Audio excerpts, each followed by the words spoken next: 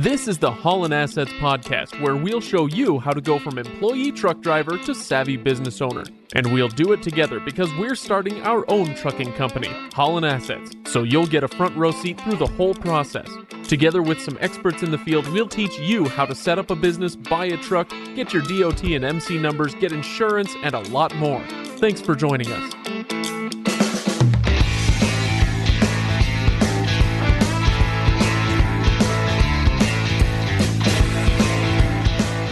Welcome, everybody, to the Haulin Assets podcast. This is episode number 27, and this one is affectionately referred to as Don't Get Screwed, Part 2, Broker Edition. So I'm really looking forward to this one. I am Craig, hosting today once again, and Chris, how you doing?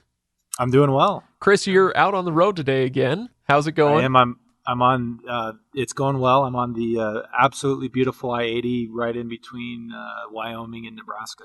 Absolutely beautiful. Just sagebrush galore. It's a real postcard moment there for you. Well, absolutely. Today, like I said, we're continuing our Don't Get Screwed discussion. This is from a couple of weeks ago when we started this, and today we're continuing with some more tips that you've got, Chris, for people. We kind of teased that a little bit, and so I'm looking forward to getting into that. But I do want to remind people as we get started to make sure you go to HaulinAssetsLLC.com to check out full show notes.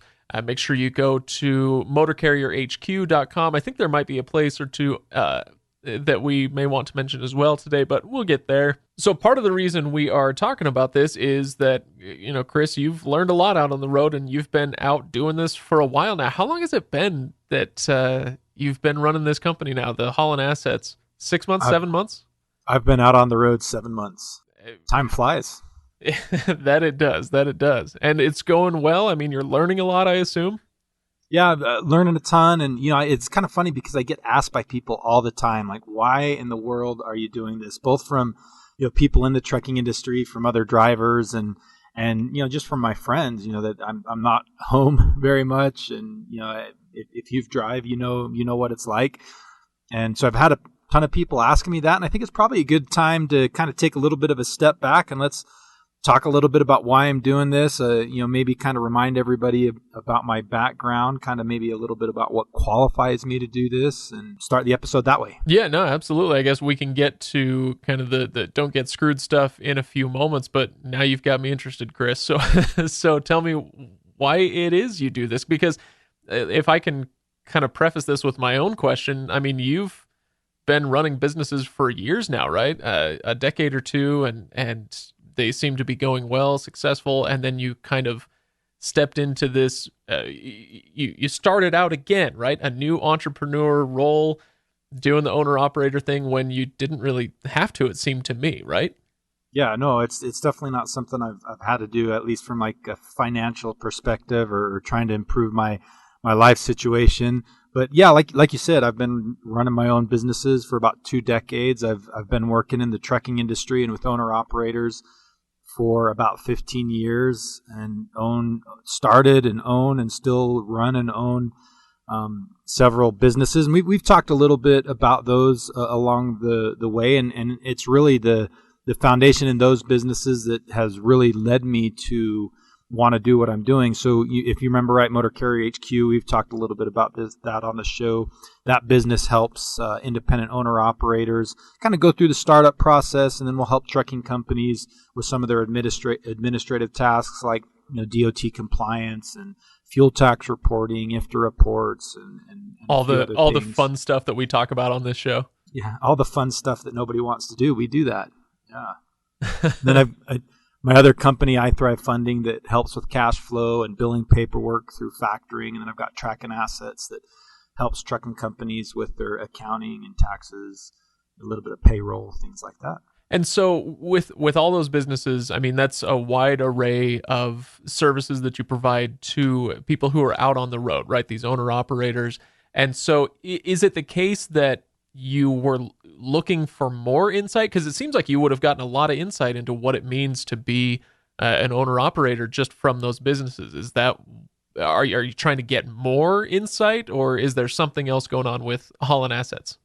That's a great question. And yeah, I have wanted to get a little bit of insights. That's one of the reasons I've done it, is to better understand, the perspective of our owner operators.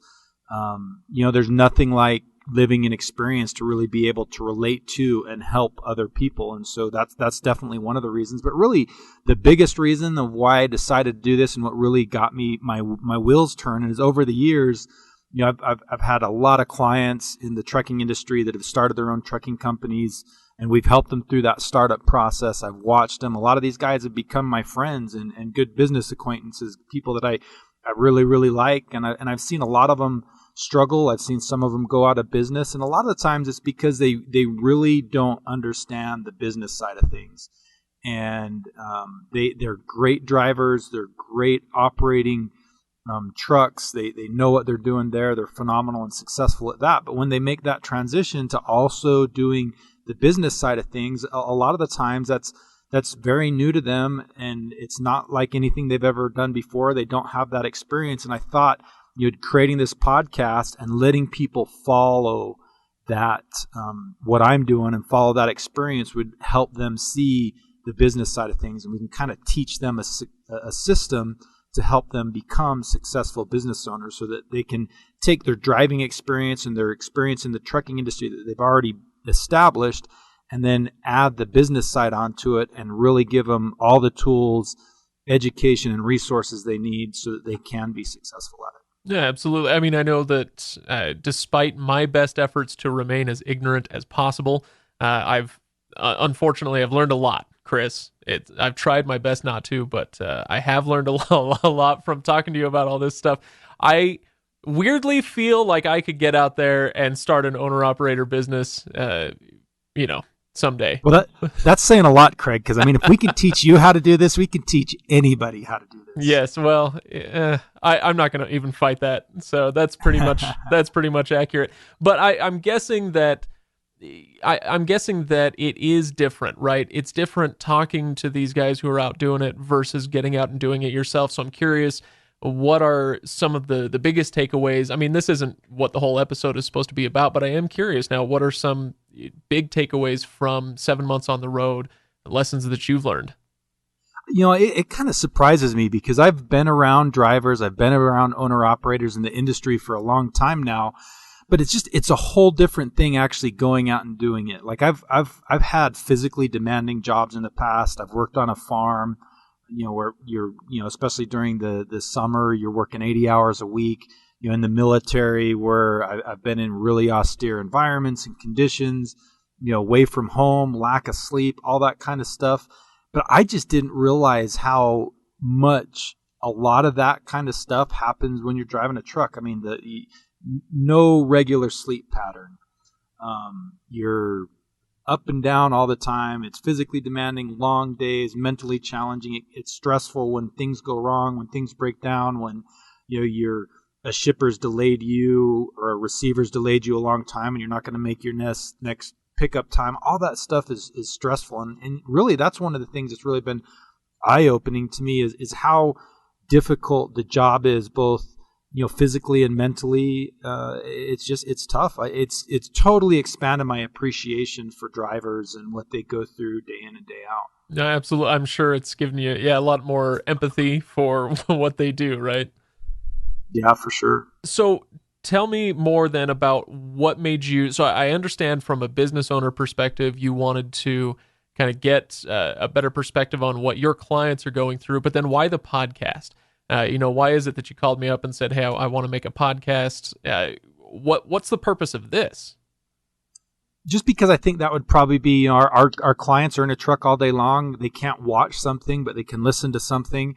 And so I thought this would be the best way, the best medium to really kind of teach those lessons, would be through a podcast. And, we've tried to make it entertaining, and obviously it's free to listen to, and hopefully accessible for everybody. Yeah, well, it is free. I don't foresee it ever not being free. And it's also ad free right now. Do you foresee that being the case for the future?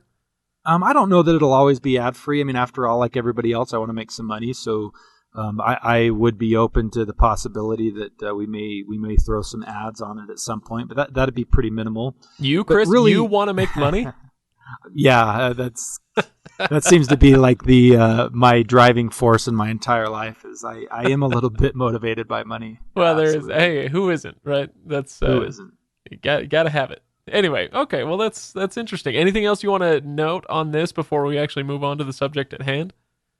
No, just to kind of talk maybe a little bit more about one of the reasons I'm also doing this, just to be 100% transparent, is I do have these businesses in the industry, and we don't charge for the podcast. But one thing we would ask for people is when they are considering using the type of service that one of my businesses use, that they consider us and think about us. So if there's somebody out there that wants to start their own trucking company or needs some help with compliance, they can go to check out Motor Carrier HQ at motorcarrierhq.com.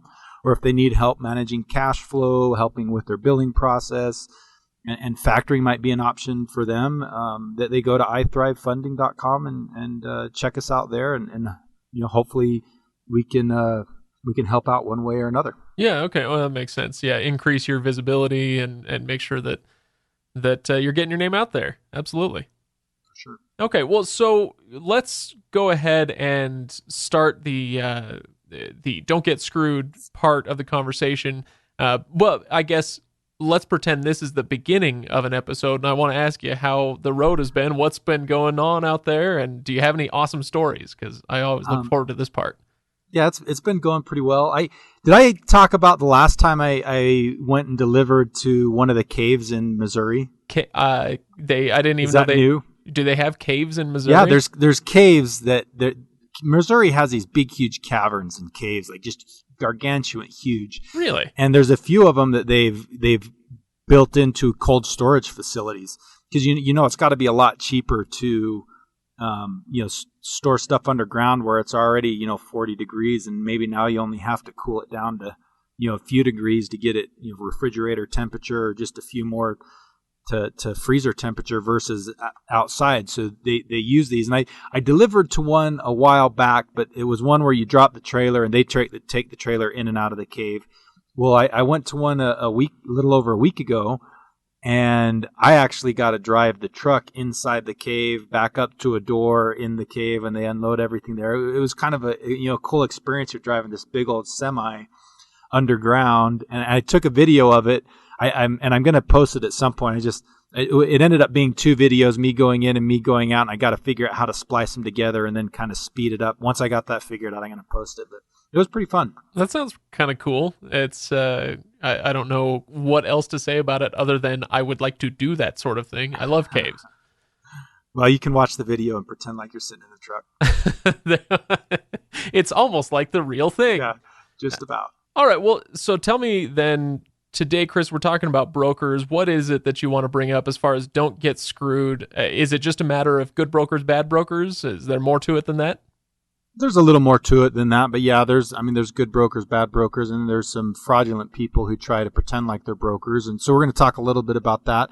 And, most new trucking companies, when you're first starting out, you're going to rely heavily, if not exclusively, on brokers. And so they're going to have a major impact in your business, and you kind of need to understand a little bit about them, how they operate, so that you can avoid some of the problems that they can sometimes cause. And the brokers are the people getting the loads, right? They're arranging loads and pickups and drop-offs and all that.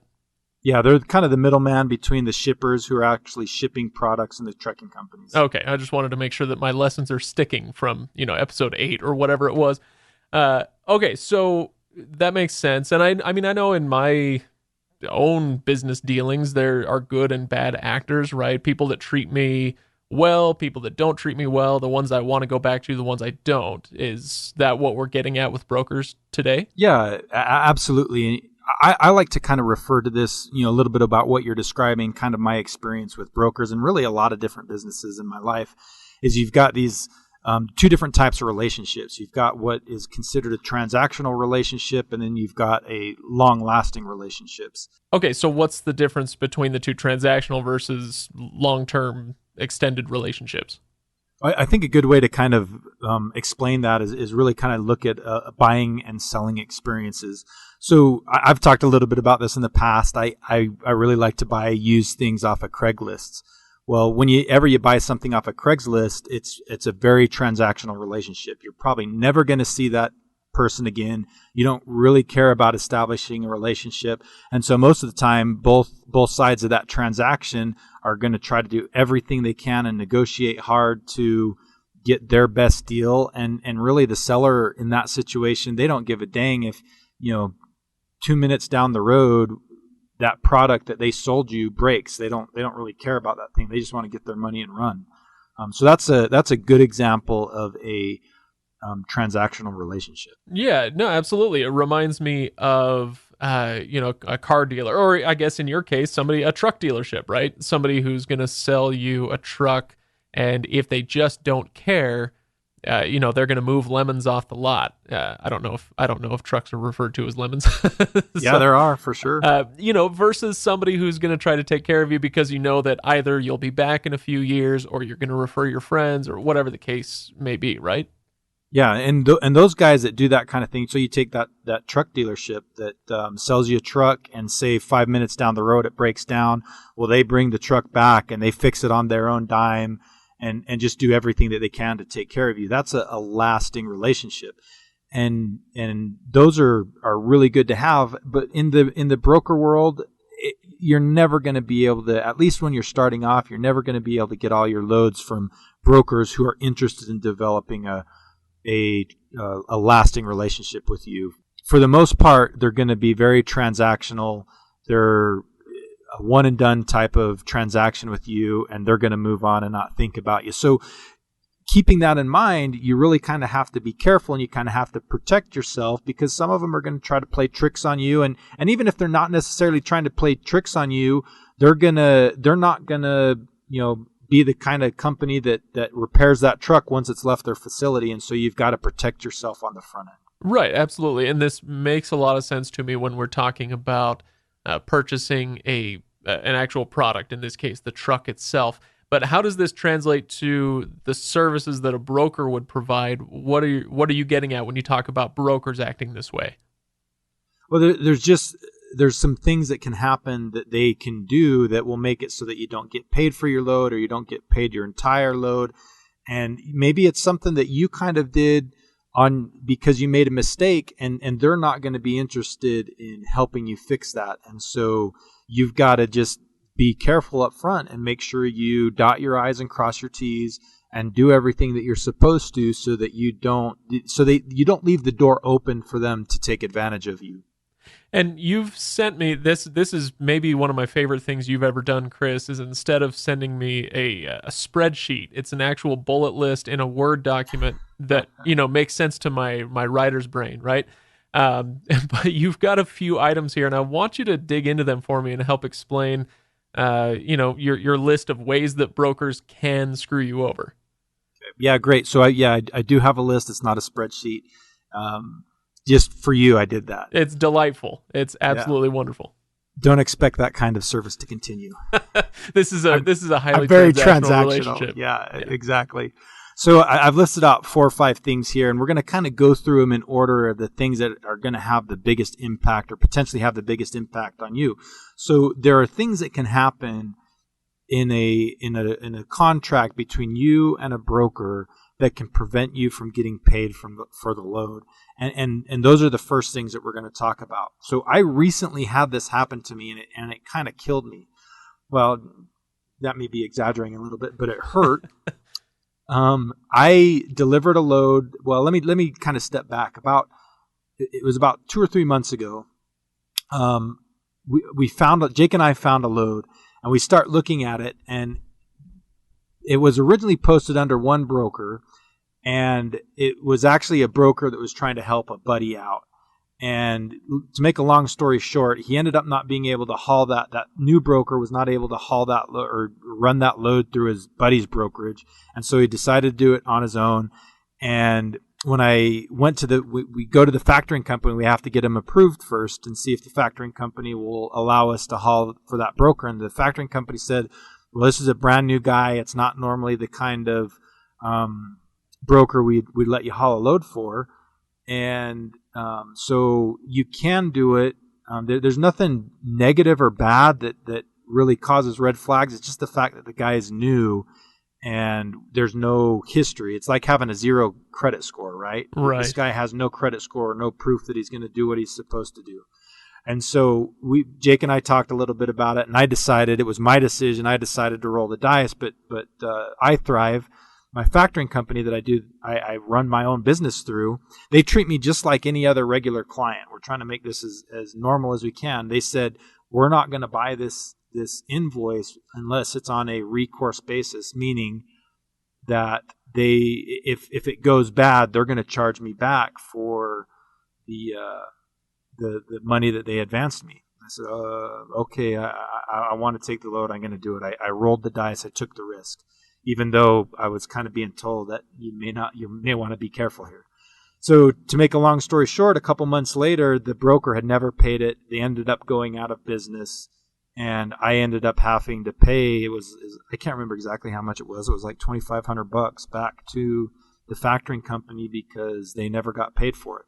Now, to kind of add to that, though, there's been a bond filed on them. There's still a chance that I may get that money back, or at least part of it. Probably get at least part of it, maybe all of it, but I won't know for another couple of months. And in the meantime, I had to pay that money back to iThrive that they had advanced me. Well, so I mean, it's an illustrative story, right? It's we complain sometimes about whether it's something like iThrive, some factoring company, or if it's a bank or whatever, and they talk about risk management, and you roll your eyes and you're like, that doesn't apply to me, but it's a real thing, right? They get burned and they don't want to get burned.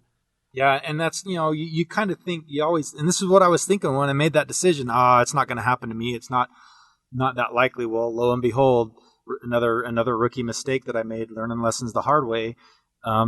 It happened. And so that's the point of this whole thing of preventing yourself from not getting paid from brokers is check the credit on the broker. So every factoring company that I've ever dealt with has a portal that their clients can either call one of their account managers or go online, enter the MC number for that broker, and see, typically get an automatic approval right then whether or not they'll purchase the invoice from that particular brokerage, and check those. Load boards oftentimes have credit scores for brokerages. Check those, and if the credit score is low, take that into account, and it just may not be worth the risk to take that load. Right, absolutely.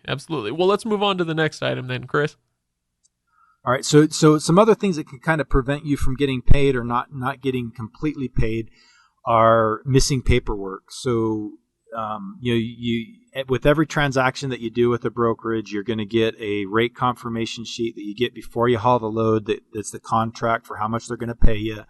And then you're also going to get the bill of lading once you pick the load up, the BOL, bill of lading. You'll get that.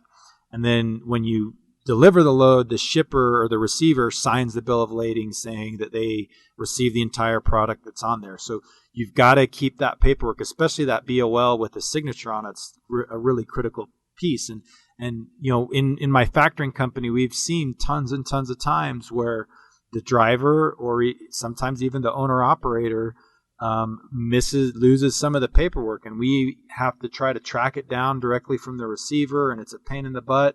And sometimes you just can't track it down. And if the broker wants to be a stickler, you're going to have a hard time getting paid for that load if you can't provide that proof of delivery, that BOL.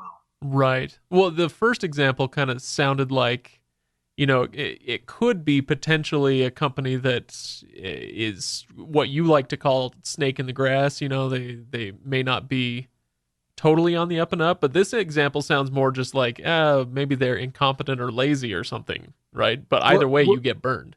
You get burned.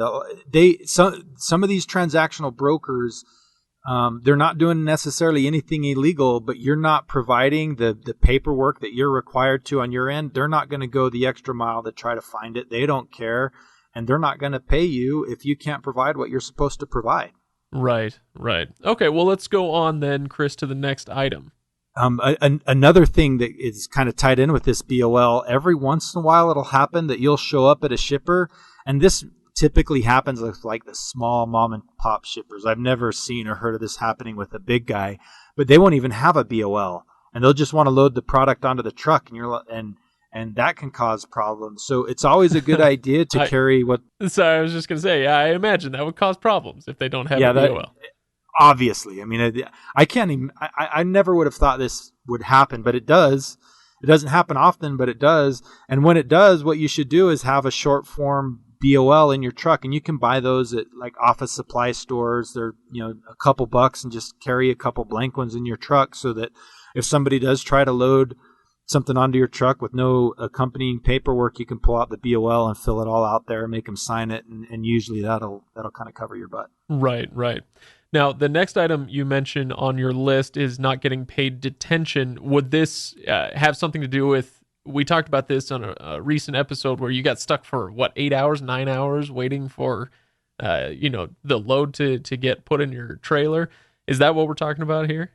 Yep, that's exactly it. So typically the industry kind of standard, and this is standard, is not necessarily a hard and fast rule, but typically if you're at a shipper receivers for more than 2 hours, they should start paying you detention. So they should start paying you an hourly rate for being stuck there longer than it should normally take to load or unload your truck, and they should be paying you for your time.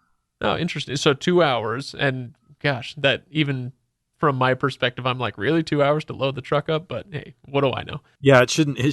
2 hours should be plenty of time to get the truck loaded or unloaded. But in reality, the loading and unloading takes 20 to 30 minutes, and they have to count the pallets, they have to count the number of boxes or whatever on the pallets, and sometimes that takes a little bit of time and finishing the paperwork. But even with all that being done, it really shouldn't take more than 2 hours to get you in and out of a facility. So what does the broker have to do with getting paid detention, and how can the broker relationship potentially screw you over? So they're the ones that kind of coordinate that. So oftentimes, and here's kind of the best practices. If you're stuck, if you're at a place at 2 hours and they're not going to be done with you like really soon, you call the broker and say, hey, I've been here for 2 hours. I'm still not loaded or unloaded. I want to start charging detention right then. So you need to let them know that that's what's happening and keep them in the loop. And then let them know once you've got loaded. And the other thing that you really need to do if you want any chance of getting any kind of detention is you need to make that shipper receiver, the facility where you're at, put your in and out times on the BOL, because then that's what you can use as proof and show the broker that, hey, they held me longer than they should have, and I want to get paid for it. And then they can go back to the shipper, provide the copy of the BOL showing that the in and out times at their facility. And not all of them are going to be paid detention, but a lot of the times you can. I mean, you're going to get it every now and again, and you should always fight for it and try to get it. And doing those things are what is going to give you the best chance of being able to get paid detention. Yeah, absolutely. Okay, so let's move on to lumper payments, which is a term you've got here that I do not know at all. Yeah, lumpers, they're kind of one of the biggest things in the industry that I absolutely don't understand. So a lot of times when you go to even like say a Associated Foods, the guys that are unloading the truck inside the Associated Foods facility aren't actually Associated Foods employees. They're a third party called a lumper service that loads and unloads. And so you actually have to pay them separate to unload your truck. Interesting. And yeah, I can imagine. Okay, now that I know what that is, I can see where that would cause some potential issues. And it's crazy. They charge like crazy amounts of money. There's like I've been charged $150 to pull 2 pallets off of a truck. I mean, it's usually like $200 for them to unload your truck.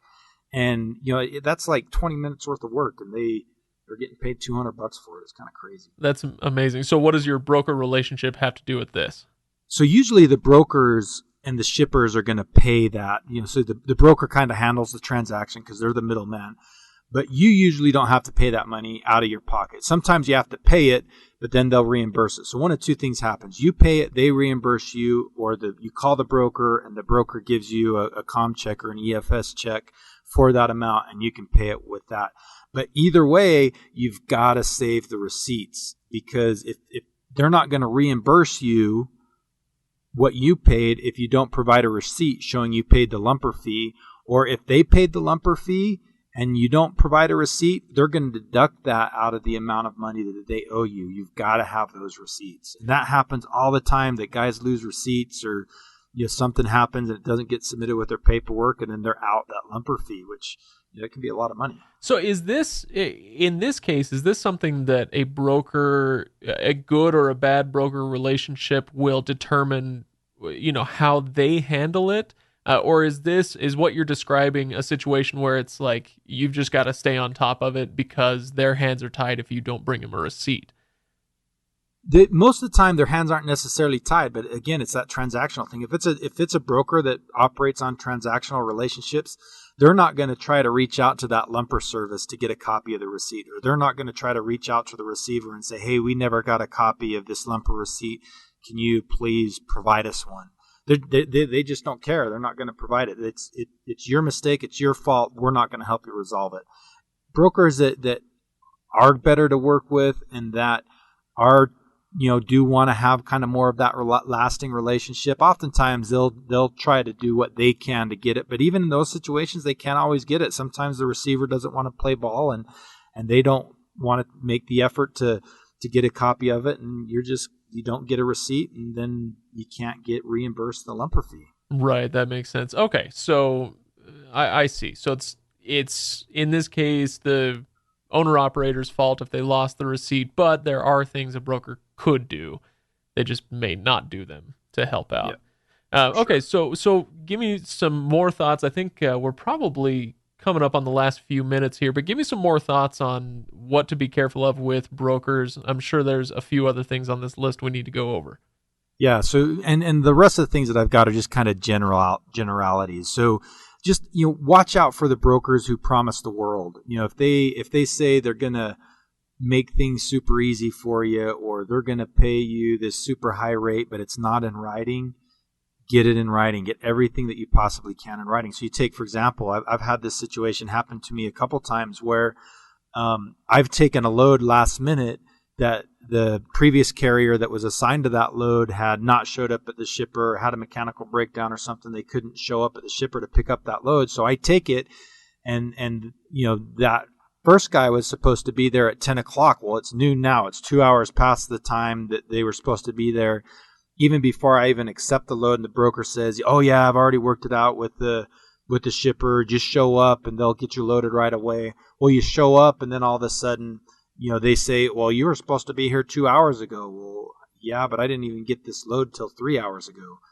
And they'll say, "Well, you're a work-in," and that means that they'll just get to you when they can get to you, and that means you've got to sit there for 2 to 4 hours, and you're not going to get detention because the shipper's not going to pay it. And so that's where you get that in writing from the broker saying, "This is your new appointment time, and if you show up at that time and they keep you there for 6 hours, and you've got a little bit of leverage there that you might be able to get the broker to pay you some detention." Interesting. Okay. All right. Another thing that's really super important with these guys is reading the terms of the rate sheet. So the rate sheet's that initial contract that shows this is where you're picking up, this is where you're dropping off, this is how much you're getting paid for it, this is what you're going to haul, this is how much it's going to weigh. Well, a lot of the times those brokers put all kinds of crazy conditions in those rate sheets, and you've got to read them. Like they'll say you've got to make a check call by 8 a.m. every morning, or you're going to get fined $50. If you're going to get fined $50 if you show up an hour late, you're going to get fined $500 if you show up 2 hours late. And just some of them put just all these ridiculous terms and conditions in it. In fact, I had one time a few months ago where I got a rate sheet. I looked at it and I read through the current terms and conditions, and I said, "I'm not hauling this load. These guys, they were going to fine me for because I had to stop and go to the bathroom on the way. I mean, it was ridiculous." And so I just said, "Screw you guys. I'm not going to haul it." I don't like doing business with those kind of people. I can see why. When you got to go, Chris. Yeah, you do. Another one, I think we talked a little bit about this already, but just watch out for the new brokers, guys that have been around for less than 12 months. I mean, I already told the story. That's kind of how I got screwed. And a couple of things that you can do if it's a new broker that doesn't have a credit history or something like that, look at their websites. See if they have a website, look up the address and see if they've got a legitimate business there, if it's just a home. And those things aren't necessarily telltale signs that they're bad, but it's just you need to do a little bit more due diligence.